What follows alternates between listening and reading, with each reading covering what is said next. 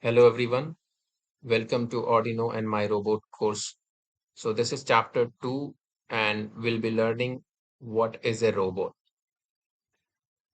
So when you think of a robot, you can imagine you would be thinking of some movie where you can see like Terminator creature and it's hunting for people. Yes, that is a robot, but there are many more types of robot that will be covering that will not be hunting you, but that will be helping you. So robots are designed on the basic of certain principles, certain laws, and one of the law is that it should not harm any human being. If you know more about these laws, please comment and share your views into the comment section. Okay. Now we'll start. So at the bottom here, you can see there are two robots, and both robots are path following robots. And we'll be learning more about them in the future sessions. But as of now, we'll be learning how to categorize all the robots on different uh, parameters and criterias. Okay. So robot is a basically a machine that you will be building or that will be helping you in your work. There are some places where the human are not safe to work, like if a human is working at very great height or if a human is working in a radioactive environment, so it's not good for human life. So in that case, we generate some solution, and that solution is a robot. So robot is basically a machine that is capable of doing various works, and best part is we can train our robot or we can program our robot to do any kind of work. So how does it work? It runs on electricity. Like we need energy and we get it from food, right? So robots also need energy to run, and that energy comes as in the form of electricity. And that electricity comes from the battery or the from a different kind of power sources. Every robot will be having some components like sensors, arms, brain, etc. If you are not able to relate it, you can think there are many parts that are attached to robot, like wheels are attached, sensors are attached. Okay, many different things are attached. So these are called as components. So when we see like what could be the classification, okay, so there are basically two type on a broader perspective.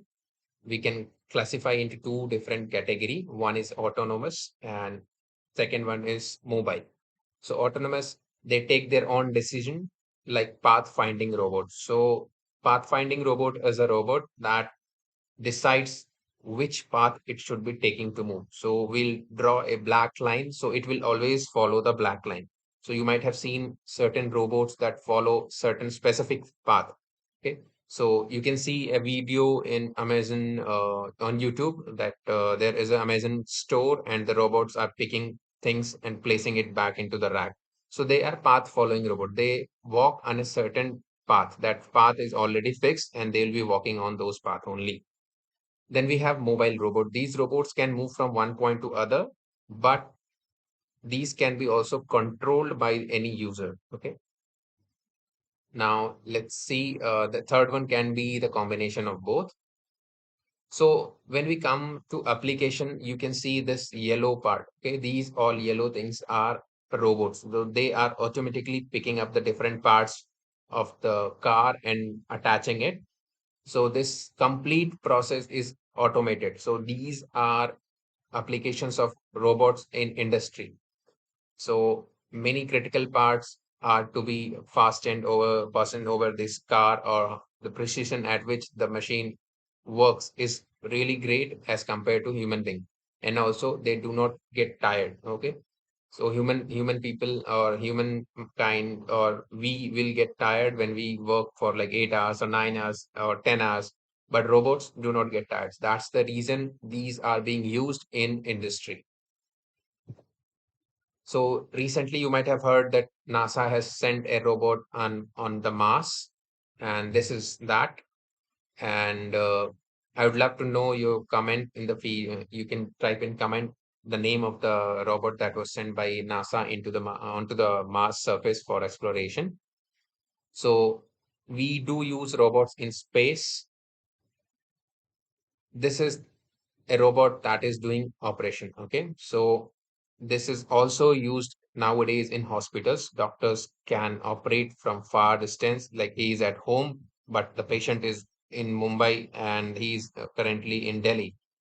So by using high speed internet connections, the doctors can even operate from different part of the world. Okay, of course there will be a team that will be assisting the patient and controlling and monitoring different body how to say, like different parameters that are to be controlled for the robot and for humankind, like O2 level of blood and all those things that will be taken care by the doctor's team that will be present there. But one of the surgeon, the major surgeon, can operate it using internet from very far away position. So this is a robot that is being used in agriculture field. It is used basically for seeding or removing weeds from the weed means unwanted grass that grow into the field that will take the nutrition of the main plants. So they are to be removed from the land so that all the nutritions or all the fertilizers are absorbed by the crops. So this is a robot that is being used in agriculture. Nowadays, we are seeing drones flying over the fields and spraying the pesticide and fertilizers. Recently, Prime Minister Narendra Modi has inaugurated this uh, drone thing for agriculture field. So that is also a kind of utilization in agriculture. And so this is a military robot. So what it can do is, in wars there is a loss of human life. Okay, so if our wars can be fought by robots or by machines, we will not lose people. Okay, if you remember in Kargil, we lost thousands and thousands of men, and many people died in that war. Okay, so these kind of robots will save many people life, and they will fight on behalf of us, and we'll be having a remote controlled pilot. He'll be sitting somewhere and he'll be guiding this machine. Okay, and also there are ways where these are not guided by human being. They can take their own decision based on on the basis of different criterias of different coding that we do.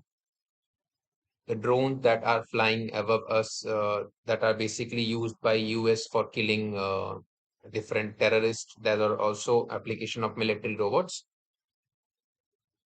Robots are also used for entertainment purpose. I think we all have bought some kind of robot or remote controlled car that are being used by us, or we have at least played them or bought them or gifted them at least to our friends.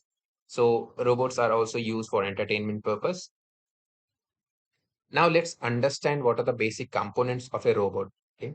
So for a human, just imagine a human body and you will see that it has head. Human has eyes, ears, hands to pick up the things, legs to move, brain to think, eyes to see, ear to listen, right? Same things we are going to add into robot so that we can get it similar to human being and ask them to work for us. Okay. For hands, we can use we'll be using a term called as gripper arm. So this is you can see this as arm for the robot. Okay, this one you can also even see here. So what we do it, we can attach a spring system here, and on the basis of controls that we'll be setting, this will try to pick up the object. Okay.